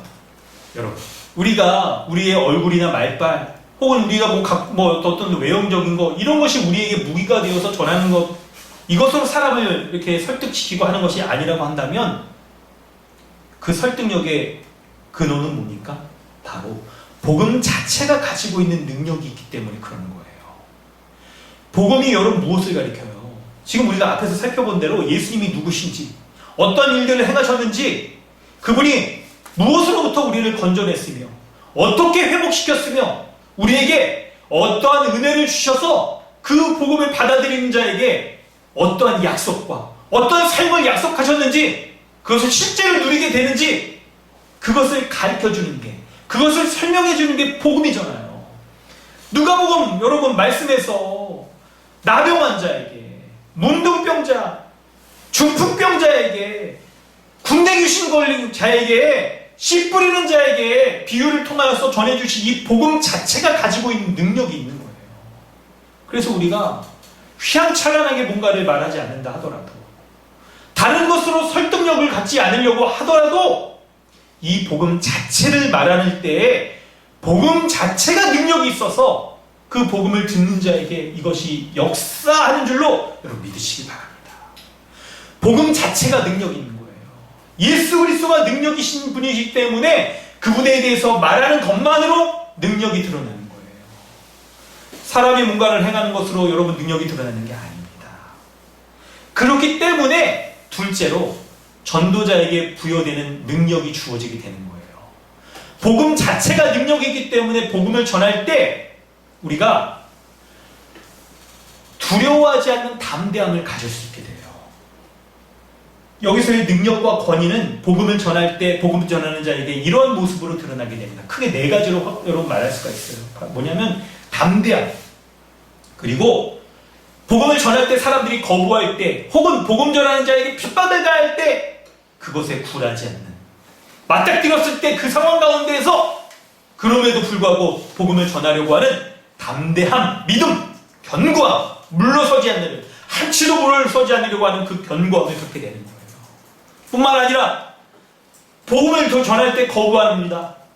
그런데 그것에도 불구하고 믿을 때까지 복음을 전하려고 하는 그 인내, 복음 전하는 것이 예수님의 명령이기 때문에 우리에게 명령을 받은 자들은 마치 내가 이걸 꼭 해야 돼, 어떤 당위와 명령, 의무감을 가지고 나는 복음을 전해야만 해 라는 측면도 있겠지만, 한편으로 그 복음으로 말미암아 내가 누리고 있는 것이 얼마나 대단한 것인지에 대한 감사로 말미암는 자발적인 열정, 그리고 그 담대함과 견고함과 인내와 열정을 가지고 우리가 맞닥뜨리는 그 상황, 그리고 만나는 사람들에게 복음을 전하는 게 바로 복음 전도자에게 주어지는 능력과 권위의 모습으로 드러나는 거예요. 예수님은 우리에게 이것을 우리에게 주셨습니다. 그래서 이 복음을 붙잡고, 이 복음의 능력과 권위를 붙잡고 이제 복음을 전하러 갈 수가 있는 거예요. 여러분 3절부터 말씀을 살펴보면 예수님의 제자들이 이제 복음을, 예수님부터 능력과 권위를 부여받고 실제 이제 딱 나아가서 어떤 모습으로 복음을 전해야 되는지를 말씀하고 있어요. 그럴 때 3절을 보면 여행을 위하여 아무것도 가지지 말라, 지팡이나 배낭이나 양식이나 돈이나 두보롯을 가지지 말며 라고 이렇게 얘기를 합니다. 그리고 4절에도 동일한 의미인데요, 어느 집에 들어가든지 거기에 머물다가 거기서 떠나라 이렇게 얘기를 하는 거예요. 여러분 이걸 얘기하면 그건 뭡니까? 어느 복음 전도자의 집에 딱 이게 복음 전도하러 딱 갔을 때 어떤 사람을 딱 만나서 그 사람이 고맙다 이렇게 나에게 이게 복된 소식을 전해줘서 우리 집에 가서 머물자 갔어요. 딱 갔는데 불사, 이 집이 그냥 머물 만한 집이 아닌 거예요. 단칸방. 어떻게 자요 여기서? 애들도 있고 막 이렇게, 이 남녀가 유별하고 또 막 이러고 그런데 밥을 먹어야 되는데 그냥 이렇게 주는 그 음식이 좀 기대에 미치지 못해. 여러분 이럴 때 여러분 고민이 됩니다. 어떻게 되냐? 다른 집으로 좀 이사를 갈까? 옮겨갈까? 이런 생각을 할 수 있게 되잖아요. 근데 주님이 옮기지 말래요. 거기에 머물다가 거기서 떠나라 이렇게 말씀을 하고 있잖아요. 여러분 이 의미가 뭡니까? 주님은 복음 전도자로서 우리가 사람들에게 복음을 전할 때 여러분 왜 한 집에 머물러도 거기 떠나지 말라라고 이렇게 얘기합니까? 바로 복음을 전하는 과정 가운데 우리에게 주시는 배낭, 지팡이, 배낭, 양식, 돈, 옷으로 대변되어지는 의식주, 우리가 먹고 살아가면서 필요한 모든 것들에 대해서 염려하지 말라라고 지금 말씀하시는 거예요. 그런데 주님은 왜 염려하지 말라고 말합니까? 여러분 알고 계시죠? 우리가 믿고 있는 주님은 모든 우주 만물의 창조자이자 통치자이죠. 그래서 우리에게 필요한 모든 것들을 주님이 주님의 뜻 가운데 우리에게 공급하여 주시는 분인 거예요. 그것을 믿고 그러한 주님께서 우리를 파송하셨다고 한다면 우리가 그것을 믿고 굳게 나아가야 된다는 거예요. 그리하여서 먹고 마시고 살아가는 것 있잖아요. 이런 것들에 대해서 우리가 과도하게 염려하지 않고 그것에 우리의 관심이 좀 빼앗기지 말고 오직 주님의 복음을 전하는 일에만 몰두하며 살아가도록 하시는 거예요. 여러분, 비단 이것을 여러분 우선적으로 적용할 때 1차적으로 실제 복음 전도의 상황에서 우리가 이것을 적용해야 됩니다. 그리고 뿐만 아니라 복음을 전하지 않는 우리의 삶이 전도라는 것을 여러분 생각하면 우리가 이 세상을 살아갈 때에 어떠한 자세로 살아가야 되는가를 또 여기서 우리 말씀을 하는 걸 우리가 알 수 있어요. 여러분, 베드로전서 말씀 가운데 여러분 알고 계십니까? 우리는 이 세상 가운데 나그네로서 살아간다라고 말씀하고 있잖아요. 나그네의 삶이 뭡니까? 여러분, 나그네의 삶은 여러분 언제든지 이동하며 살아갈 수 있는 삶의 특징을 갖고 있기 때문에 많이 소유하지 않아요. 옷도 여러분 두 벌 옷을 가지지 않고 살아가는 거예요. 어떻게 그렇게 살죠? 저도 되게 약간 이렇게 깔끔 좀 떠는 약간 이제 그런 것들이 좀 있기도 해서 옷에 뭐 묻고 그러면 되게 신경 쓰이고 막 약간 그런 면이 좀 있어서 그런데 때가 막 턱적지 묻고 그러는데 어떻게 이거를 두 벌 옷을 이걸 어떻게 그래도 이 옷은 갈아입어야죠 주님. 속옷은 좀 갈아입어야죠. 여름인데 이거 땀나고 그러면 좀 이거 근데 여러분 이거 생각해보면 그건 거예요. 좀 약간 과장적인 표현이라고 우리가 말을 할 수도 있겠고 문자적으로 받아들여도 좋겠지만요. 그럴 때 왜 그러냐면 여러분 이 모습이 보여주는 게 우리 의식주의 굉장히 이 삶이 한편으로는 우리가 풍성하게 누릴 수 있는 지점에 우리의 삶의 목표를 두고 살아갈 수도 있을 거예요. 그런데 한편으로는 정말 뭡니까? 미니멀라이즈 한 그런 삶을 우리의 삶의 모습으로 우리가 놓고 살아갈 수도 있을 거예요. 그럴 때 여러분, 요즘 뭐 미니멀 라이프 이런 거 뭐 사람들이 많이 얘기하잖아요. 막 그래가지고 이런 거 추구하는 어떤 그런 거 상표들도 막 있고 사이트도 쇼핑 사이트도 있더라고요. 근데 좀 웃기더라고요 보니까 집에 있는 거 다 버리고 그걸 또 사야 돼. 이걸 미니멀 라이프라 그러고 이번에 또 미니멀 라이프를 하기 위해서 또 기존에 있던 거 다 버리고 또 다른 쇼핑몰 가서 그쪽 것도 다 구입하고 이런 건 좀 약간 이상한 것 같은데 하여튼 여러분 그런데 그럴 때 여러분 우리가 이 세상을 살아갈 때 우리가 살아가는 삶의 형태가 어떤 모습이어야 되는가를 생각해 볼 때 여러분 하나님의 모든 만물의 창조자이시며 주관자인 것을 믿는 자라고 한다면 우리의 삶이 과도하게 이 세상을 살아가면서 우리가 살아가는 의식주의 모습들 있잖아요. 이런 것들이 우리의 삶의 전부가 되어져서 우리가 그것에 매몰되어서 완전 파묻혀서 삶의 관심사가 거기에서 벗어나지 못하고 살아가는 것이 좋지 않다는 거예요. 천지의 창조주이신 하나님을 믿는 믿음 가운데 살아간다 한다면 그분이 공급하여 주신 것을 믿고 과도한 염려 가운데 빠지지 않고 미래에 대하여서 직장에 대하여서도 우리가 어떻게 살아갈 것인지에 대한 과도한 염려 가운데 빠지지 않고 주님이 공급하여 주실 것을 우리가 붙잡고 살아가는 삶 이것이 이 세상 가운데 나그네로서 살아가는 삶이며 복음 전도자로서 직접 복음을 전하는 자로서 살아가는 삶이며 확장하여서 우리의 삶으로서 하나님 나라의 백성으로서 이 세상 나라 가운데 살아가는 신자의 삶의 본이 되어지는 거예요. 그럴 때 여러분 과도한 욕심 가운데 살아가지 않고 우리가 우리의 삶을 좀 간편하게 유지하며 살아가는 이 삶이 우리가 염려를 버리고 더 많은 것들 소유하지 않고 살아가는 삶의 이 믿음의 근거에는 바로 주님이 모든 이 세상을 능력과 권위로서 다스리시는 분이라는 것을 믿는 믿음 가운데 살아가는 우리의 삶의 열매로 드러나게 되는 거예요. 여러분 이걸 믿으시기 바랍니다. 우리가 이렇게 살아갈 때 우리의 삶에 여러분 힘든 일들이 벌어지게도 됩니다. 직접 복음을 전하는 상황 가운데 여러분 이런 일들이 막 벌어지죠. 여러분 복음 전하로서 이렇게 딱 누구를 만나서 이렇게 딱 이렇게 딱 만났을 때 여러분 그 복음을 듣지 않는 사람들의 어려움이 있을 거예요. 반대가 있을 거예요. 거부가 있을 겁니다. 뿐만 아니라 이렇게 현실적인 어려움들로 인해서 더 복음을 전하지 못할 만한 그런 삶의 모습이 있을 수도 있을 거예요. 확장해석을 한다면 우리도 더 많은 욕심 붙잡지 않고 가지지 않고 이 세상을 살아갈 때 신자로서의 이런 어려움들 이런 것들을 우리가 닥치는 일이 있을 거란 말이에요. 근데 여러분 그때 기억하셔야 돼요. 주님이 우리에게 이 말씀을 하시고 계시잖아요.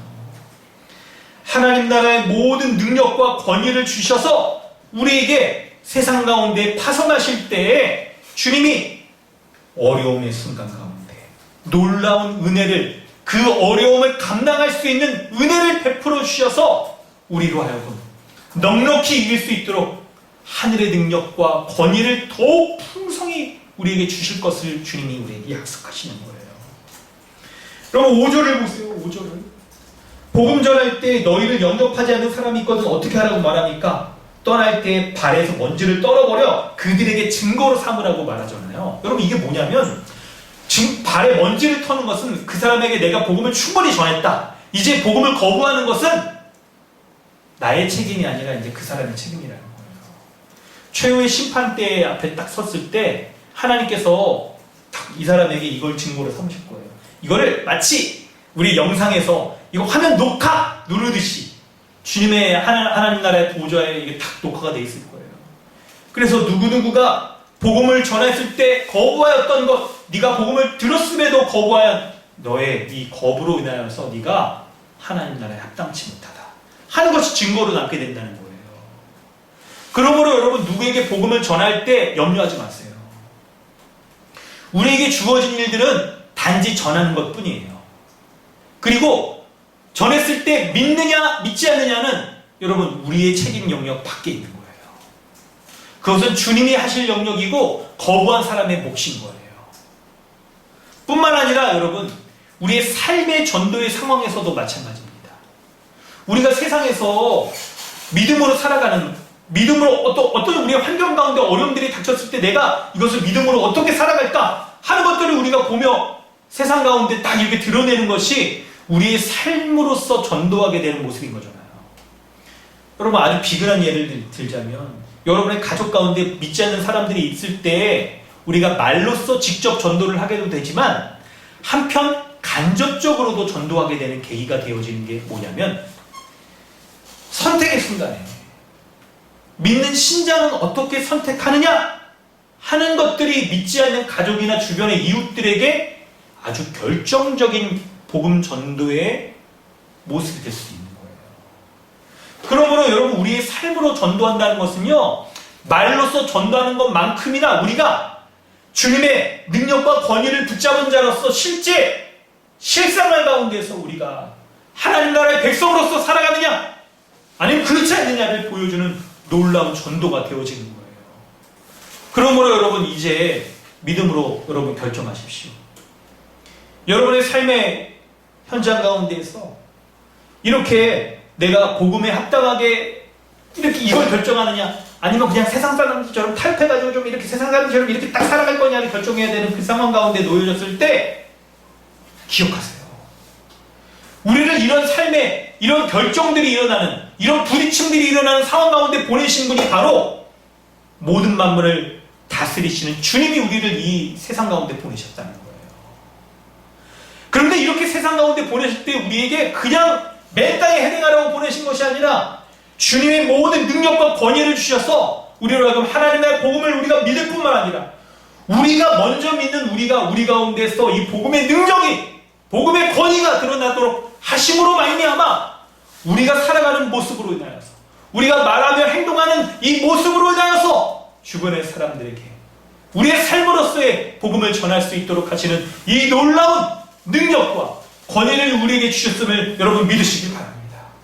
주님의 능력으로 여러분의 삶으로서 결정하십시오. 삶으로서 복음을 전하여서 여러분의 이웃에게, 가족에게, 여러분의 옆에 있는 가족에게 이 복음을 전하세요. 여러분의 삶으로서. 그리고 직접 말로써도 여러분의 복음을 전하시기 바랍니다. 그런데 여러분, 이 복음을 전할 때에 우리에게 실제로 우리 맞닥뜨려지게 될 상황들을 7절부터 9절이 설명해주고 있어요. 7절부터 9절 말씀을 우리가 읽어보면 분봉왕 헤롯이 예수님과 제자들의 사역을 듣고 매우 당황해요. 그러면서 뭐라고 얘기하면 세례 요한을 얘기하잖아요. 죽은 세례 요한. 분봉왕 헤롯이 세례 요한을 죽였어요. 세례 요한이 그냥 옳은 말을 탁 하고 그러자 이게 죽였어요. 근데 여러분 어떻게 벌어지냐면 세례 요한이 죽었는데 그가 살아났느냐? 막 이렇게 여길 정도로, 혹은 엘리야냐, 옛선지자냐 할 정도로 막 이렇게 막 놀라운 일들이 막 벌어지는 거예요. 근데 지금 보여주는 이 일들이 뭐냐면, 예수님과 제자들이 복음 전파 사역을 했을 때 이것이 얼마만큼 믿지 않는 자들에게 큰 여파를 미치는지 사람들이 깜짝 놀랄 정도로, 마치 죽었던 자가 살아난 것처럼 그런 특별한 일들, 신적인 권능이 일어나는 일들로 여길 정도로 놀라게 된다는 거예요. 여러분 한번 보세요. 우리가 실제 우리 삶에서의 전도를 할 때에도 우리가, 여러분, 어떤 일을 딱 선택할 때 우리의 선택의 기준에 좀 많은 부분을 차지하는 게 돈이잖아요. 그게 사실 여러분 뭐 이걸 나쁜 의도로 이렇게 표현하는 게 아니라 돈이 얽힌 문제가 많습니다. 그런데 때때로 이 겉으로 보여지는 돈 문제가 실제로 우리의 믿음의 문제를 반영하는 것으로 드러나는 경우도 있어요. 이게 어떤 경우입니까? 그럴 때 주변에 있는 가족들도, 이웃들도 봅니다. 돈을 택하느냐 신앙을 택하느냐, 이걸 우리가 보는 거예요. 사람들도. 그런데 우리가 돈에 손해를 본다 하더라도 믿음에 합당한 것들을 결정했을 때 우리가 후회하자. 후회되죠. 돈을 잃는데 눈앞에서 돈이 사라질 때 후회가 돼. 근데 여러분, 그거 그렇더라 하더라도 믿음으로 살아가려고 이렇게 할 때 믿지 않는 자들에게 오늘 헤롯이 놀라는 것처럼 죽었던 자가 살아난 것과 같은 이런 놀라운 능력이 일어나는 일들을 보고 사람들이 막 당황한다는 거예요. 놀란다는 거예요. 우리의 복음 전도를 통하여서 놀란다는 거예요. 그런데 여러분, 사람들의 반응은 이렇게 복음이 전달되었을 때 놀라는 것만 있는 건 아닙니다. 한편으로는 복음의 능력이 놀라지만, 그러나 세례 요한이, 헤롯이 사람들이 예수님의 그 복음을 믿진 않아요. 이 사람들이 믿진 않아요. 여러분 잘 기억해 두세요. 이 누가복음 전체 내러티브, 전체 큰, 여러분 이게 그러니까 연속 드라마 같은 거나 다름없는 거예요. 이게 미드처럼 그냥 시즌 1, 시즌 2, 시즌 1은 갈릴리 지역에서 끝났어. 시즌 2는 지금 이방 지역에서 끝났어. 이제 시즌 3, 12제자를 예수님 딱 보냈을 때 헤롯이 나중에 예수님을 믿는지 안 믿는지를 여러분 잘 보세요. 안 믿어요. 놀라운 일을, 하나님 나라가 눈앞에 벌어지는 일을 보면서도 놀라긴 하지만 믿지는 못하는 거예요. 여러분 이걸 보면 복음을 전하는 자, 우리가 복음을 전할 때 사람들의 반대가 부딪혀질 때 그 책임은 여러분 우리에게 있는 게 아닙니다. 사람들이 믿지 않는, 복음을 전해도 믿지 않는 사람들이 아주 많이 있어요. 그 이유는 뭘까요? 주님을 오해합니다. 그래서 복음 전하는 전도자를 배척하기도 하고 해를 가하는 사람들까지 있기도 해요. 여러분 그런 일 당할 때 우리는 매우 참 답답합니다. 어떻게 말을 해줘도 듣지 못해, 귓구멍이 막혔어. 그게 답답합니다. 그런데 여러분 기억하세요. 이렇게 믿지 않는 자들이 벌어지고 복음을 전했음에도 놀라나 믿지 않는 자들이 벌어진 일들을 보면서 우리는 한편으로 이 모든 일들, 믿는 것에 대한, 전하는 것은 우리가 전하나 믿는 것에 대해서 이것은 하늘의 영역, 주님의 영역에 달려있는 것이다 라는 것을 여러분 볼 수 있어야 되는 거예요. 여러분 생각해 보십시오. 하늘 보좌에서 모든 만물을 다스리시는 그 주님을 한번 여러분 생각해 보세요. 주님이 모든 만물을 다스리셔서 이 모든 우주 만물을 다스리실 때 우리 한 사람 한 사람에 대해서 여러분 결코 실수하지 않고 우리를 각자의 삶의 자리에 배치시켜 놓으시는 거예요. 여러분 마치 하늘 보좌에서 다스리시는 예수님을 전쟁이 벌어질 때 총사령관처럼 생각해 보세요. 총사령관은 여러분 전장의 지도, 지금 제 앞에 좀 세계 지도, 모든 지도를 다 놓고 보면서 1군대는 어디, 2군대는 어디 이렇게 다 배치를 해놓고 하나님 나라의 기준에 가장 합당한 일들에 나가시는 거예요. 그런데 이거를 여러분 한 개인의 측면으로 이해해보면 내가 왜 여기에 있는 거야 도대체? 그 이유를 모를 때가 많아요. 저도 참 죄송합니다. 우리 군대 안 가신 분들. 군대 끌려갔다고 말하면 안 되죠. 이게 그냥 자랑스러운 대안의 남아로서 이렇게 헌신해서 갔습니다. 근데 여러분 논산에서 훈련받고 자대 배치 갔는데 기차를 타고 가는데 제가 끝까지 안 내리는 거예요. 제일 마지막에 내리는 거예요. 제가 탄 기차가 논산에서부터 밤에 출발해가지고 밤새도록 달려서 다음날 아침 이렇게 시간이 맞는지 모르겠는데 서울 지나갔어요. 서울 용산 지나가고 거기 막 그러면 와 여기 내리면 좋겠다. 서울에서 그만 얼마나 좋아. 여기 왜 내 이름 안 불러주지? 근데 끝까지 안 내리고 동두천 의정부까지 가가지고 이제 철책부대 갔어요. 북한 땅 봤습니다. 제가 진짜. 여러분 우리 한 개인을 생각해보면 내가 왜 여기에 지금 이 모양으로 이렇게 살아야 되는지 우리는 이유를 알 수가 없어요. 내가 왜 이런 그냥 남편이면 아내를 만나가지고 내가 이 모양 꼴로 살아야 돼? 약간 이거 비슷한 거예요, 여러분? 이거 약간 연상해보며 생각하셔도 여러분 되실 거예요. 그런데 온 우주 만물을 다스리는 총사령관이신 예수 그리스도의 안목으로 보면 가장 합당하고 적절한 장소 가운데 우리를 배치해 놓으신 거예요. 그런 사람을 만나게 하신 거예요. 그런 남편, 그런 아내를 만나게 하고 그런 가족을 만나게 하고 그런 교회를 만나게 하고 바로 주님의 주권 가운데 생각해보면 하나님의 가장 합당한 곳에 지금 우리가 위치해 있는 거예요. 그래서 우리 개인의 입장으로 보면 우리의 삶에서 어려움들이 닥치고 우리의 삶의 복음을 전했을 때 사람들이 거부할 때 나는 뭔가 내가 삶으로서 전도하려고 할 때 내가 믿음으로 딱 버텨내려고 하는데도 막 넘어지고 실수하고 넘어지고 거부가 찾아오고 막 이런 모습이 닥칠 때 나는 왜 이 모양 이 꼴로 살아야 되는가 이런 걸 생각하게 된단 말이에요. 근데 여러분 이때 잊지 말아야 되는 게 있는 거예요.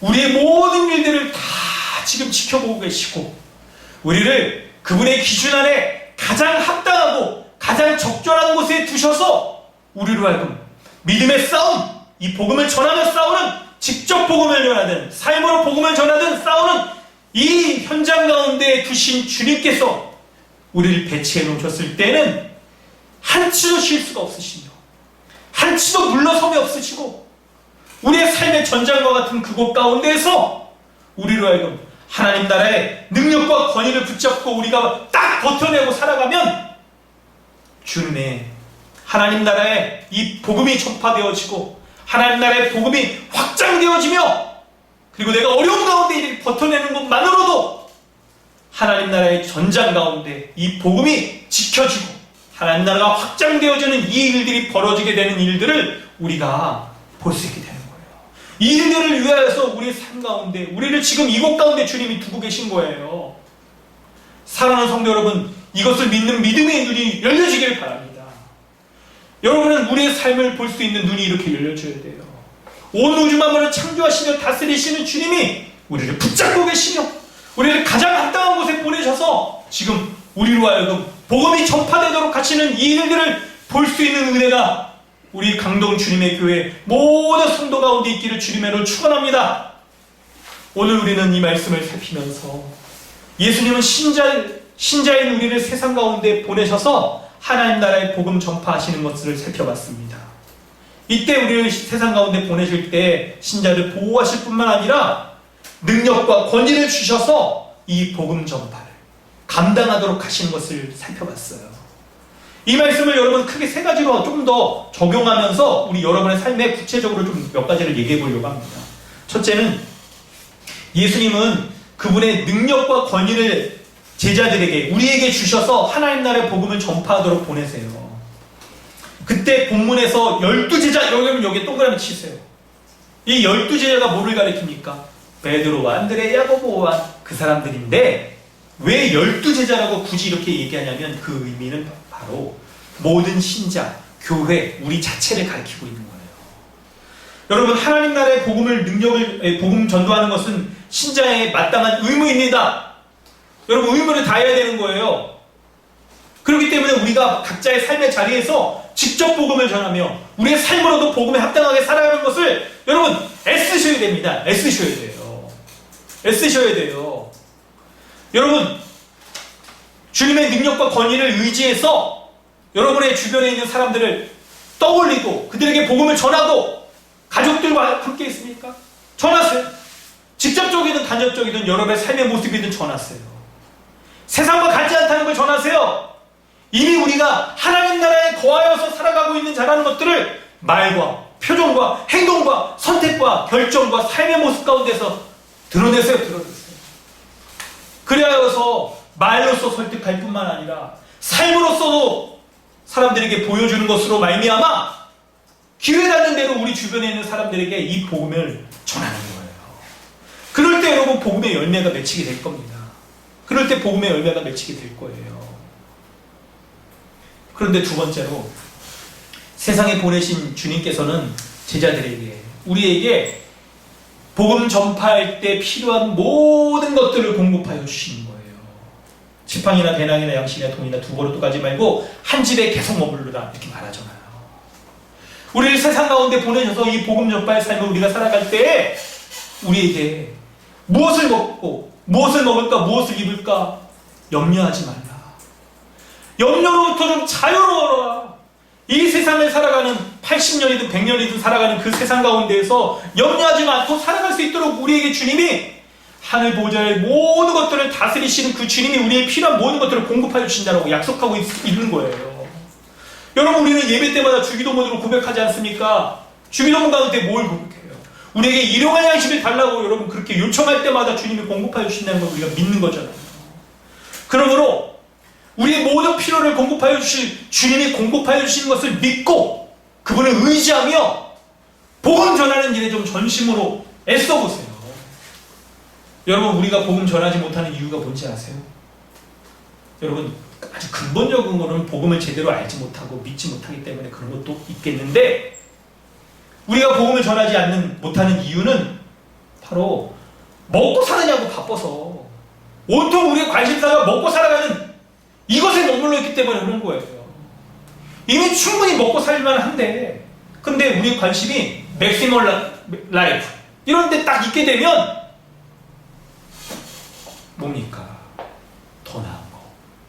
두 버릇이 아니라 세 버릇, 네 버릇, 다섯 벌 이런 식으로 우리의 삶이 온통 우리의 관심과 재정을 쓰는 거나 돈을 모으는 거나 뭐 이렇게 모든 것들이 이런 쪽으로 온통 이렇게 향해 있다 보니까 우리가 주의 나라와 복음 전도 전하는 것들에 매몰되어서 복음을 전하지 못하는 거예요. 근데 여러분 이게 삶의 전도에서도 마찬가지로 드러나요.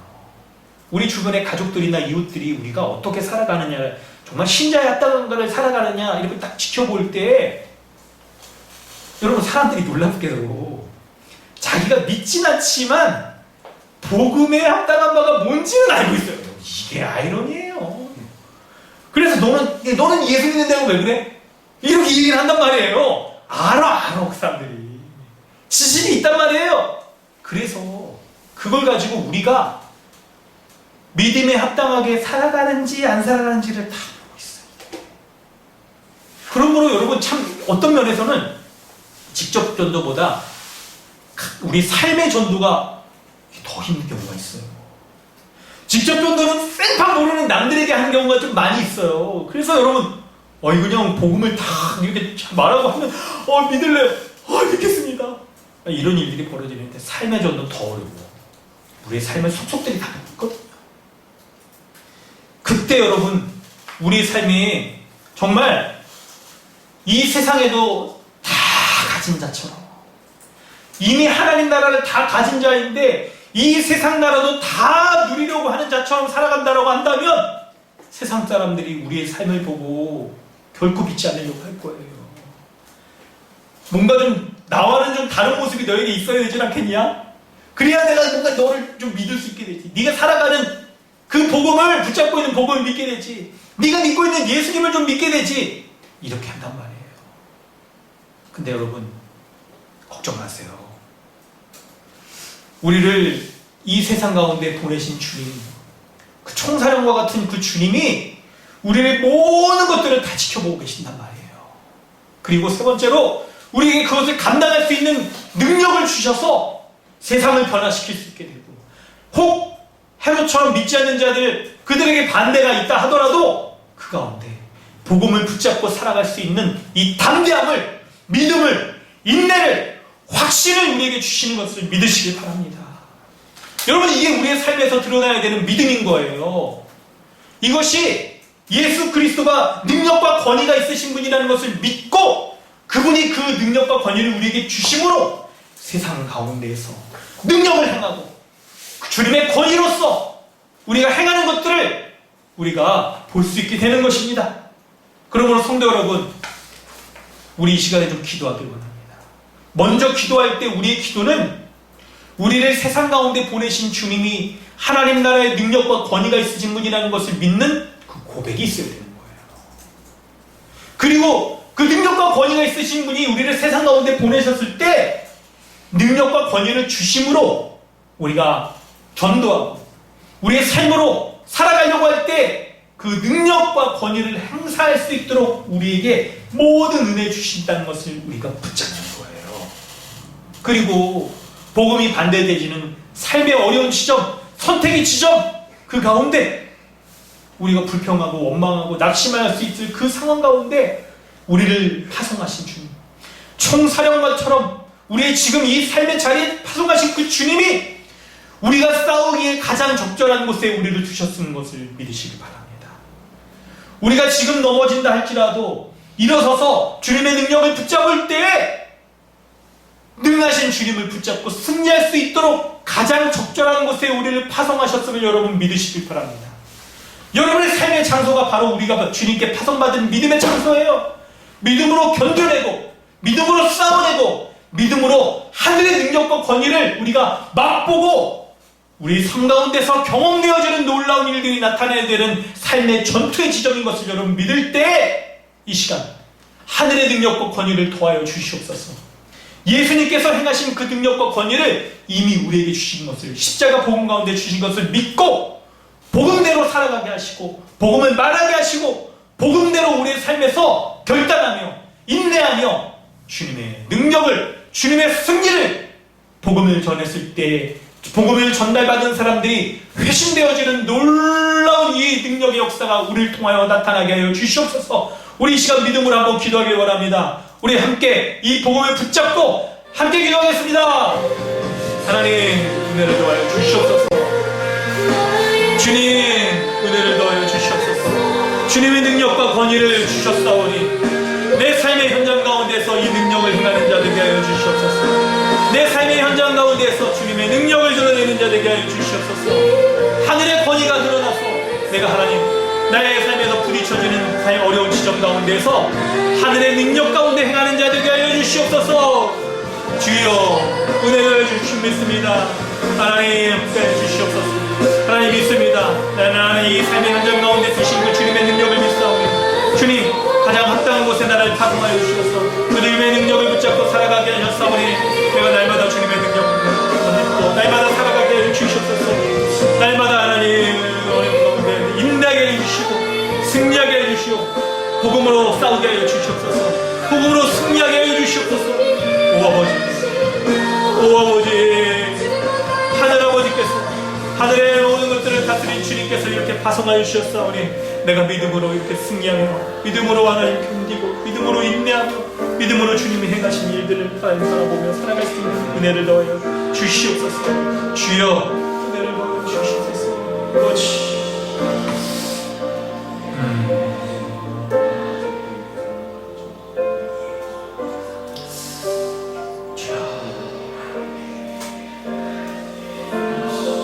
주님은 내 생사 고백합시다. 아멘. 하나님 아버지, 주님의 은혜에 감사함을 드립니다. 하늘의 모든 능력과 권위를 가지신 주님께서 우리를 세상 가운데 파송하셨을 때에 그 일들을 감당할 수 있는 주님의 능력과 권위를 우리에게 주셨음을 우리가 믿습니다.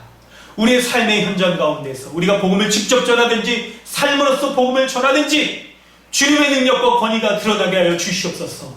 담대하게 하여 주시옵소서.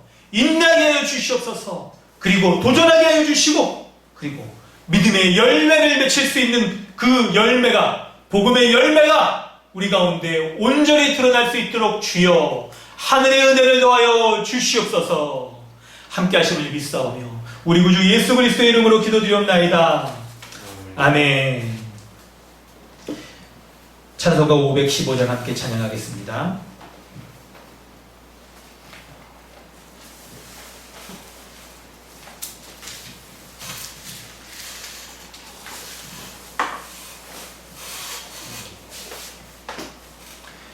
눈을 들어 하늘 보라.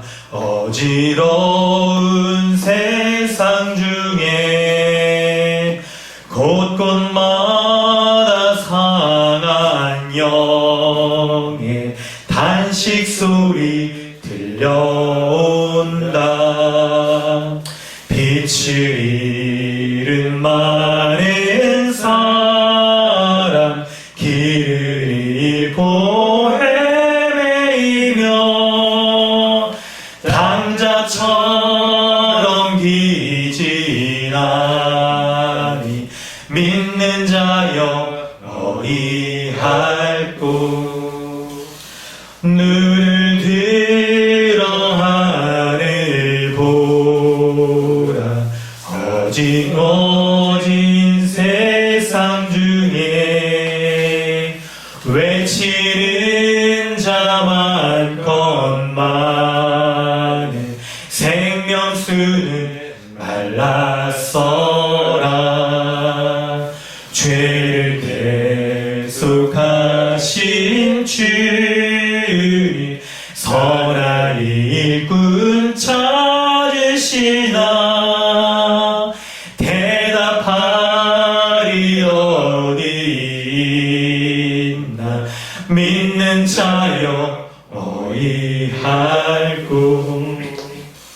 눈을 들어 하늘 보라. 살아계신 주 하나님 약한 자를 부르시어 하늘 끝을 전하셨다. 아멘. 생명수는 홀로 예수 전이요 나중이라. 주님 너를 부르신다. 믿는 자여 너희 할 곳.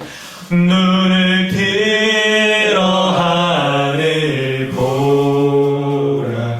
다시 사신 그리스도 만백성을 사랑하사 오래 참고 기다리네. 인내하신 우리 구주 의의 심판하시는 날 곧 가까이 임하는데 믿는 자여 너희 할 곳. 할렐루야. 우리 사랑하는 감동 주님의 교회 성도 여러분, 여러분의 삶의 자리에서 가족과 또 자녀들, 부모님에게, 이웃에게, 또 전혀 모르는 사람들에게도 직장에서나 삶의 터전에서 주님의 복음을 직접 전하든지 아니면 삶으로서 여러분 보일 수 있는 주님의 축복받는, 주님의 능력과 권위를 드러내는 그런 성도들로, 그런 교회로 세워지기를 주님의 이름으로 권면드립니다. 아멘. 광고 말씀드리겠습니다. 여러분, 이번 주는 가족주일을 지닙니다. 우리 오후의 시간을 우리 가족들과, 여러분 참 육신의 가족들과 잘 지내시길 바라고요. 또 기회 닿는 대로 또 이렇게 복음도 전하시길 바랍니다. 또 이렇게 또 특별한 계획이 없으시다고 한다면 교회 가족들과도 여러분 좀 잘 지낼 수 있길 바랍니다. 특별히 우리 교회 가족들과 좀 잘 지낼 수 있도록 여러분 좀 모종의 장치 조를 좀 짜드리도록 하겠습니다. 그래서 우리 강우정 변사님이 이렇게 조 짰는데 올려주시면 우리 2주 동안 우리 각각 짝지어준 분들 2분 또는 3분 이렇게 짝지어져 있는데요. 이렇게 그분들과 함께 이렇게 교제할 수 있는 그런 은혜가 있기를 원합니다. 직접 만나기가 좀 코로나 때문에 좀 어렵죠. 뭐 그럼에도 여러분만 좀 그렇게 개방된 장소에서 식사하시면서 만나셔도 좋겠고, 또 전화로 하셔도 좋겠고, 혹은 여러분 좀 뭐 이런 거 약간 마니또처럼 이렇게 뭐 약간 그런 거 있을 수 있겠고, 하여튼 뭐 평식이야 여러분 구애받지 말고 여러분 자유롭게 주 안에 한 몸 된 지체 간의 한 몸으로서의 교제들 그렇게 누리시길 바랍니다. 형제 팀, 자매 팀 안에서 이렇게 교제 이렇게 하도록 하겠습니다.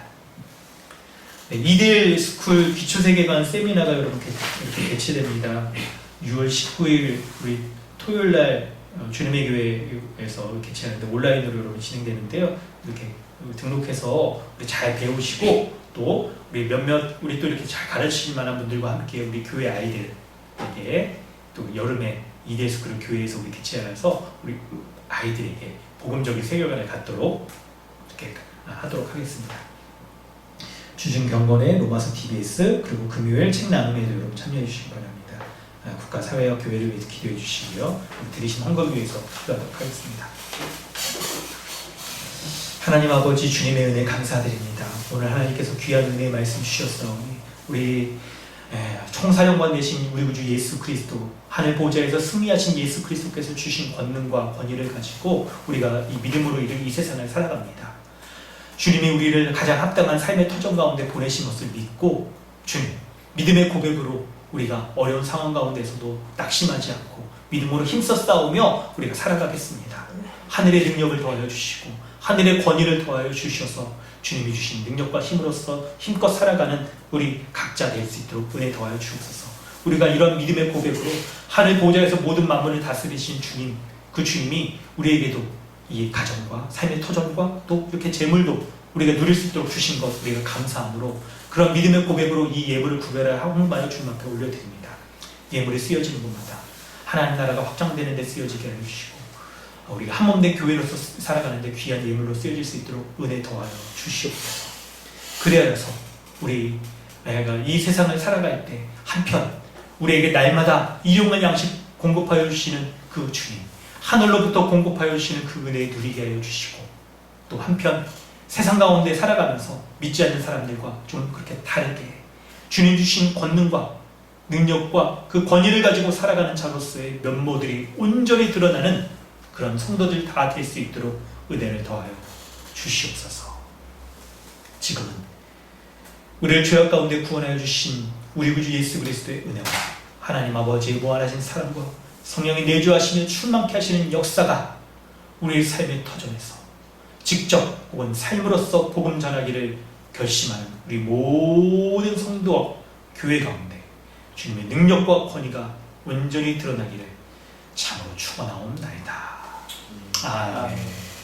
주님 은혜 더하여 주시옵소서. 주님 은혜 더하여 주셔서 이렇게 믿음으로 살게 하여 주시고 가운데 날마다 살게 하여 주시옵소서. 믿음으로 살아가는 우리 주님 보지를 소망하고 역사하여 주시옵소서. 주님 함께하여 주시옵소서.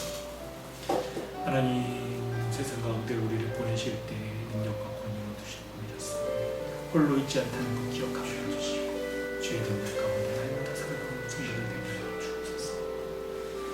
주님 주의 성령께서 능력으로 지켜주시고 말씀이 기억나게 해주시고 말씀으로 하나님 저항하고 말씀으로 승리하는 놀라운 은혜를 도와주옵소서.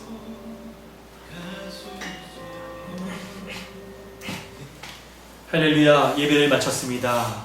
하나님께 모든 영광을 올려드립니다. 아멘. 감사드립니다. 우리 마이크 키시고 우리 잠시 교제하도록 하겠습니다. 가능하시면 화면도 켜주시면 좋겠고요. 상황에 따라서 되겠죠? 네. 괜찮으시죠? 병원 아니고 하자. 화면 공유. 안 주실 거야? 저는 괜찮아. 나는 한 중간에 멈췄어. 나도 찾았다. 안녕하세요. 뭐야? 나 어제 아주 맛있는 요리를 하나 만들었었어요. 썼었어요? 흔한 남매라는 책에서 본 그 컵라면 볶음밥이라는 건데 뒤집고 밥이랑 컵라면 막 섞어가지고 접시 올려놓는 건데 진짜 만들어서 먹었었어요. 맞아. 그대로 맛있는 거 맛있었어요. 엄청 너무 맛있었어요. 좋아하셨어요. 이모는 해주세요. 이모 나한테 줘. 준우야 반갑습니다. 이모 감사해요.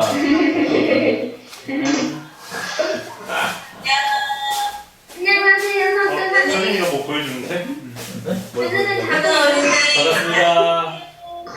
네, 맛있었어요. 이거요. 아, 그거야?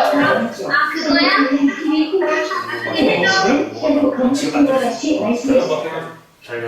뭐지? 아, 와, 유건이 형하다. 유건이 형 진짜 맛있었어. 초등학생 어른이야, 어른이. 유건이가 뭐? 이건이 안녕. 안녕. 요건이 안녕. 유건이 잘했다. 이건이 많이 컸다. 어린이 어린이. 어린이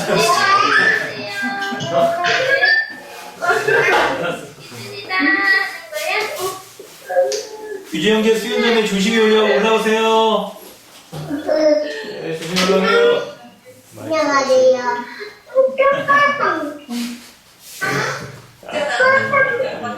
안녕하세요. 안녕하세요. 그 나란다요. 나란. 안녕. 유아는 안 는데요? 유한 누나가 아침에 마음이 바뀌었어. 엄마한테 가겠대. 유재영계 운전 조심하세요. 언니가 아까 네. 조심해서 오세요. 자, 식사 맛있게 하세요. 식사 맛있게 하시고 가족 주일 잘 보내십시오. 네. 화면에 안 나오니까 하잖아.